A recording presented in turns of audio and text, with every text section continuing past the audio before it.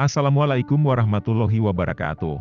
Kisah malaikat yang dipatahkan sayapnya oleh Allah lalu dibuang ke bumi bermula pada saat Rasulullah melakukan perjalanan Isra, Mi'raj ke Sidratul Muntaha untuk menerima perintah sholat dari Allah. Dalam kitab Mukasyafatul Qulub Imam Al-Ghazali dikatakan, ketika Rasulullah melintas langit, terdapat 70.000 malaikat di langit yang berbaris dan melayani beliau. Semua malaikat sangat menghormati kedatangan dari kekasih Allah tersebut. Namun, lain halnya dengan satu malaikat ini. Ia tidak berdiri untuk menghormati kedatangan Rasulullah. Hal itu membuat Allah marah dan kemudian menghukumnya dengan mematahkan kedua sayap malaikat tersebut. Tidak cukup sampai di situ, Allah juga mengasingkan malaikat tersebut ke bumi, tepatnya di sebuah gunung Kaf yang tinggi. Di tempat pengasingan itu, malaikat tersebut hanya bisa menangis dan menyesali perbuatan yang telah dilakukannya. Keberadaan malaikat yang dihukum Allah tersebut diketahui oleh Rasulullah dari malaikat Jibril. Malaikat Jibril berkata, "Ya Rasulullah, aku telah melihat ada seorang malaikat langit berada di atas singgasananya. Di sekitarnya terdapat 70.000 malaikat berbaris melayaninya.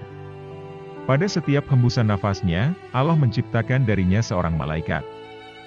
Dan sekarang ini kulihat malaikat itu berada di atas gunung Ka'af dengan sayapnya yang patah dan sedang menangis. Ketika dia melihatku, dia berkata, 'Adakah engkau mau menolongku?' Aku berkata, 'Apa salahmu?' Dia berkata, 'Ketika aku berada di atas singgasana pada malam Mi'raj, lewatlah kepadaku Muhammad kekasih Allah. Lalu aku tidak berdiri menyambutnya dan Allah menghukumku dengan menempatkanku di gunung ini seperti yang engkau lihat.' Malaikat malang tersebut sambil terus menangis dan menyesali perbuatan yang telah dilakukannya.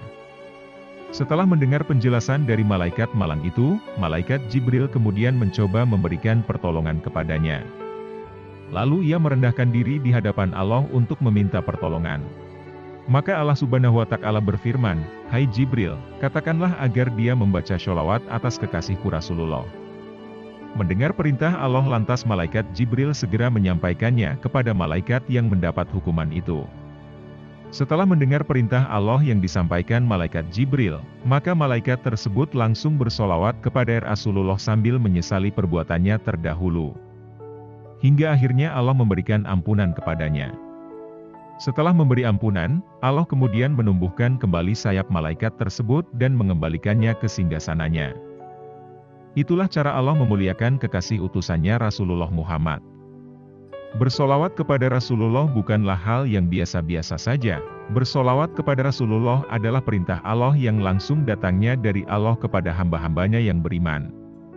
Rasulullah bersabda, "Barang siapa di antara umatku yang bersolawat kepadaku sekali, maka Allah menuliskan baginya 10 kebaikan, menghapusnya dari dirinya 10 keburukan, meninggikannya sebanyak 10 derajat, dan mengembalikan kepadanya 10 derajat pula."